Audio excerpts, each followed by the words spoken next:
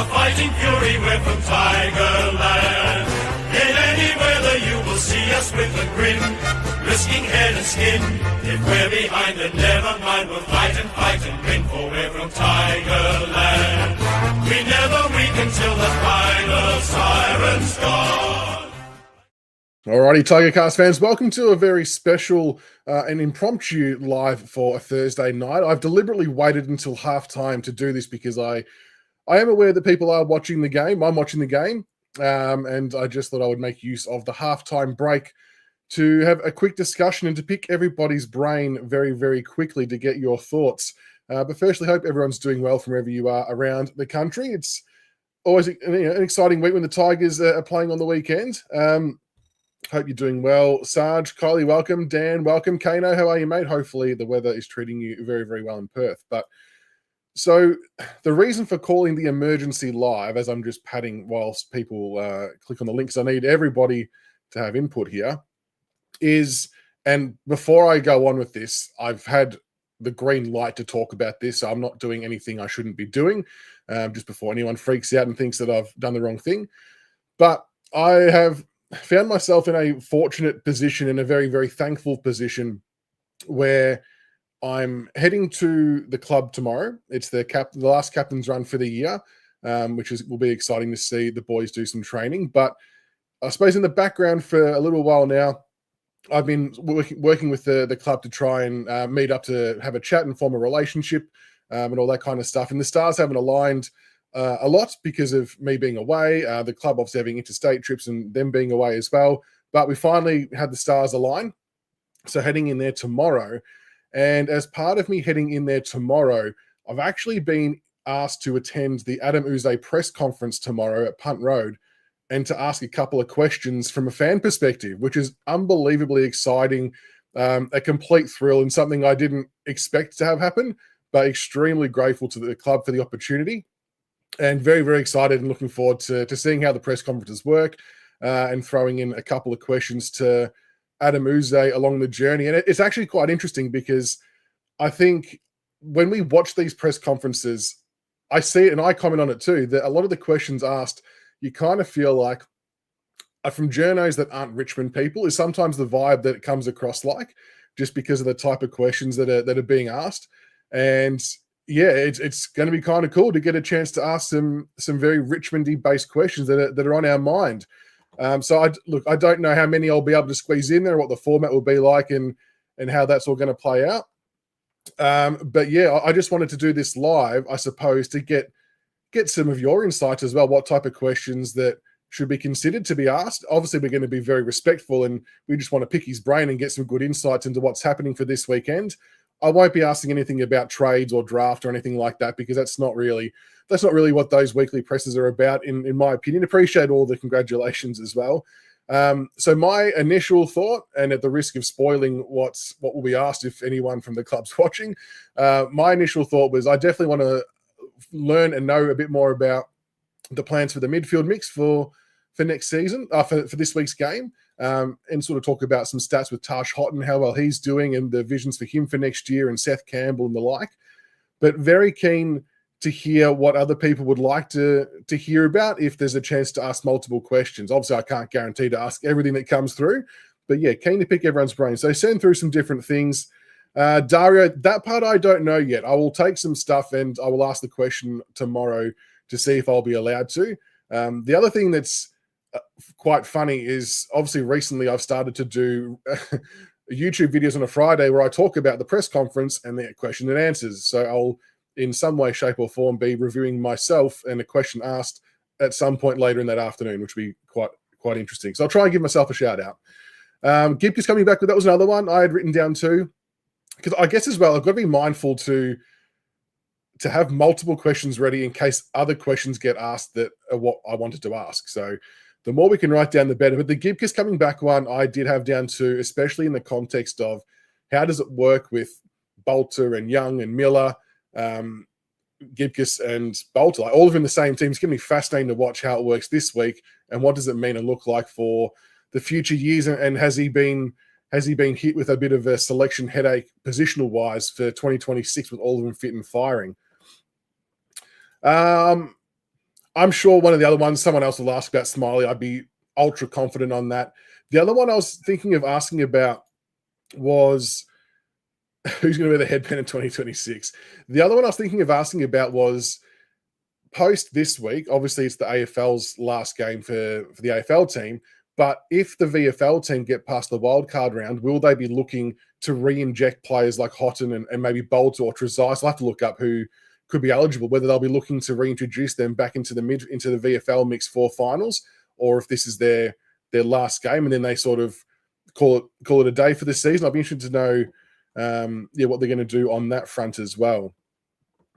They should all wear headbands this week. I agree.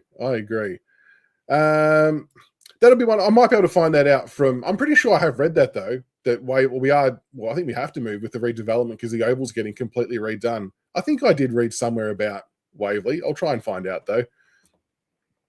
Yeah, I just thought it was interesting to see where they're at with that and the mind frame about that. So I'll have to see. I'd love to be able to learn more about that and hear what the plans are, especially for like a Tash Houghton, who I believe qualifies. So just to be able to hear if they're going to re-put him back into the VFL program to play some finals if we make it past the wildcard round. So Seba's got midfield mix.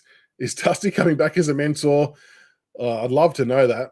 Hopefully he is, surely. Midfield time, I'm seeing a lot of ones about. So what that tells me is everyone's thoughts are seemingly on the same page as what I was on anyway. So that means I was looking in the right direction. And that's why I think having these fan engagement things are good, because I think these type of questions are questions that don't usually get asked. So it'd be good to be able to hopefully get that one put in. How do you rate Sonzi's year? Taranto's best season. Any plans to play more youth in the midfield? Yeah, I think that seems to be the overwhelming answer, doesn't it? Ask about Sonzi. I don't know if we're wearing headbands for the games. Yeah, actually, Ross, we should take a tape measure as well and double check Smiley's height. Now, the club did report he was at 196 now, which is obviously taller than what he was drafted at. But any other questions, maybe more so in relation to the game against Geelong? I know we've had the midfield one, which is something I'll definitely have noted down because it's something I'm very keen on as well. But is there anything else specific to the Cats game, or I don't know, for the back half of the season that you were wondering? Any other areas around parts around that? I should wear a headband. I might have to. Depends on how windy it is. Are we tagging Smith? Oh, surely. Sure. There's every chance he could get 60 touches if we don't. But that again, I would guess that might get asked. But I'll definitely have that written down in case it doesn't. Did you really, Sophie? That would be kind of funny if you did, and if he was 197. Yeah, Mutaz and Harry Scott, VFL, they're performing really well. Hopefully we throw the kitchen sink, but yeah, it's going to be a really, really interesting morning to see how it goes. So I guess it gets chucked up on the club website later on in the afternoon. And yeah, we'll send through your questions and we'll see what we can get asked. Look, selfishly, I would be okay for Holmes to do that from my Supercoach draft grand final perspective, Tug, but they're two jet players, aren't they? So it's a bit ominous, I guess. Midfield balance, a lot of midfield balance ones coming through. I think that seems to be the theme. Yeah, the game plan. Yeah, the game plan will be interesting too. It's definitely a question I want to know about. My thing is, I think that type of question is such a deep question that there's probably not the time to answer it, I think, sufficiently in a press conference environment. So, yeah, it's something that I'm working on, but I would love to be able to chat further to him about that, because I think there's a really multi-layer answer to have to that question that will be very insightful and very educational for Richmond supporters. And I think it could be a really interesting chat. It's a great question though, Dan. I think it's one that we all would love to hear more about. I'm just not sure the time would permit, but if I can find a shorthand way to ask what we need to ask. Well, that's a good one, Noel. Goal kicking accuracy. I like that because that's been a bit of a bugbear, hasn't it, for most of this year? It's that's just the confidence in front of goals. Thank you, Dad, for jumping in. Appreciate it. She's looking at your display picture. Look at you with your Richmond face paint on. Opinion potentially, yeah. A few people have seen that as well about playing at Hobart or the SCG. I think he'd already answered one about Tasmania a little while ago. It does seem like it's shifted a little bit quicker to Sydney, hasn't it? I'm sure there's reasons behind all of that. Sorry, Tugger. So just to recap, for those who have just joined late, welcome. It's not really late. It's only been going for 10 minutes. But so I'm heading down to Punt Road tomorrow to check out the captain's run. And along the journey, I've been in contact with the club for a few months now to try and organise a bit of a catch-up to build a relationship with them. And the stars haven't aligned up until now because I've been away. The club's had interstate games and all that kind of stuff. But heading down tomorrow, which is going to be awesome. And the club has so kindly offered to take me along to the Adam Muse press conference and so I can ask a couple of questions on behalf of fans, which is a really awesome thing to let me do. And I'm very, very grateful and very honoured that they're letting me do that. And I promise that we won't go too hard on Uze. We obviously love Uze and what he's doing.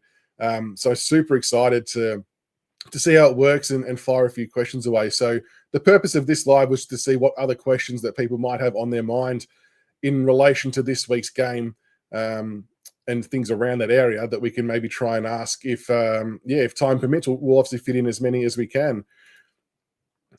I'll do my best widescreen. Will the team shave their heads for Macca? Wouldn't that be a sign of unity? Everyone goes the shaved head and the headband. That'd be epic. I hope so, Paulie. I hope so. And like full transparency, I think that's a great opportunity for the club and for us to have a one-on-one chat with Uze. I think there's if you look at all the different, there's like 30 or 40 Richmond Facebook pages. There's Punt Road Head and there's Big Footy.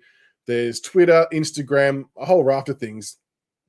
The common theme with the questioning or the comments after games, it's all about the same thing, about midfield, about game plan, about clearances and balance and all that kind of stuff. And I really do think there's reasons behind what they're doing and it's a long-term vision, but I do think there's some value for the club and for us to have this chat and to have a fan base experience where we can delve a bit deeper into what it's like to coach Richmond and ask a few questions and get a bit better understanding of how it all works. And I think it'd be wonderful to be able to have a chat. So I'll hopefully be able to chat a bit more to the club about trying to organise something like that. Whether that comes off or not is a totally different question. I'm very respectful and mindful of whatever the club chooses on that side of things. But for the short term, just super pumped and excited to be asked to even be at the club and to have the chance to ask some questions at a press conference, which would be very, very exciting to then critique myself 2 hours later when it's on when it goes online. Here we go. What's Tugger got? Went to Hobart the game last week. On the game itself, okay, is that right? Bus transport is free. Really interesting. And Cascade draft at the pub is sublime. That's good that the transport's free. It just feels like Tassie's a genuine footy state, doesn't it? Obviously, we really hope that they get their team over the line. Yeah, I think we should definitely be asking about Tarshot. And I think a bit of my questioning about the midfield kind of centers around Tarshot and the impact that he's had in the midfield with his center clearance ratio and stuff like that. I think it speaks volumes to Taj at how well he's going, and hopefully we can see more of him in the midfield sooner rather than later. Or archetypes, I like that. What type of play would be keen to bring in? Yeah, that's a good question, Greg. It is a good question. That would be one I would love to ask more so in a one-on-one setting because I think it's a deep answer. It's a brilliant question. It's a very specific and valid question. And things like that are why I think an additional chat would be awesome to somehow tee up if it's at all doable. Come on, man, Fruz. What else have we got in chat? I appreciate it, Tug. Much appreciated. Ask me if you think of an unbloody believable game. Surely that phrase gets thrown around a fair bit tomorrow, you would think. That's a good one too, widescreen. Luke Trainer's best position. Played a lot in the back line, didn't he, in the coach? Yeah, he has played other positions. Yeah, interesting. I don't mind that. Thank you, Kelly. First time watching. Wait, is this Kelly? Is it my sister Kelly? If so, hi. And how dare it be just your first time? If it's a different Kelly, thank you for tuning in. Any rule changes? Are they even allowed to talk about that? I'm not too sure. Bolter to the scene. So that question, Andrew, I 1,000% agree with. And that's going to form part of my Josh Gibcus question if I get a chance to ask that one about, obviously, great that Gibcus is coming back in. How does that then make things work with the team, with all the tools we've got, and has it thrown a spanner in the works where Bolter plays long term? Because I think logically we can't fit them all into the back line unless you're playing Adelaide. That's probably the only caveat to that. So I'd be keen to hear, what he's thinking or planning in that space. On the wing as well. There you go. First time, well done. Good on you, Kelly. I thank you for tuning in. I reckon, Ross, I actually think the truthful answer to that, and I think we said this the other week, the 5 weeks off. We've got to remember he didn't play football for 5 weeks because of the suspension, so his body would have been really fresh. So I kind of think that's why. Dabo, no, not clickbait. Heading into the club tomorrow and I've been granted privilege and access to be able to ask Uze some questions in the press conference. I was just seeing what type of questions people might have to throw his way, so we can compile a bit of a list and go in there armed with some good questions to ask, which would be awesome. Or if you start all 8 draftees in round 1, how good would that be? I mean, it'll happen sooner or later, won't it? It's just a matter of time, I think, before we see that, which would be good. Morris midfield, so he'll be another one that I'd probably include in the midfield type question in terms of like the midfield mix and what that looks like, and do we see a bit more this week than previous weeks, and just test them against a quality outfit in Geelong. That seems to be the theme. But no, I appreciate everyone jumping on, and it could be 10 draftees next year. That's a good call. Lewis Callaway, even Archie Daffy, Jack Lee's the father-son program. Who's used to throw coins in my pot at Aussie Hotel and Shep never miss. Some of our blokes could take lessons from him at disposal. That sounds like a great story that needs to be told. That's awesome. I hope, that's a good one on Hayes Brown too. Just with we get some assistance for Nank. I reckon he can. I really do think that Hayes Brown could step up next year. I like how he's improved this year. I think there might be a little bit of juggling of positions, Jay. I think that inevitably needs to happen in order for us to get games into other players. I know Blair. Yeah, he would have been walking around with a smirk on his face most of the year, I reckon, seeing how the picks played out. Maybe he was a fan of the Death Ride videos as well that we did potentially. Choco, I reckon a club will snap Choco up. Whether it's us, I'm not sure. We do have a few development people in place, but I guess with the amount of kids that we've got, you can probably never have too many. Depending on soft cap, that's probably a bit of a limitation. That's a good one as well, Phoenix. Actually, to kind of expand on what you've put there, I'd like to know what level of involvement does he have. And this wouldn't be one I would ask tomorrow because it's not really a time or place, but what level of involvement he has in the drafting, the trading. Because you hear all the time that some coaches like to be very removed and step back and just let the list guys do their thing. Some coaches like to be really involved and help make the decisions and give their views and opinions. There's not really a right or wrong answer. It'd just be cool to know what he prefers to do and how involved he gets with it all, I guess, would be interesting.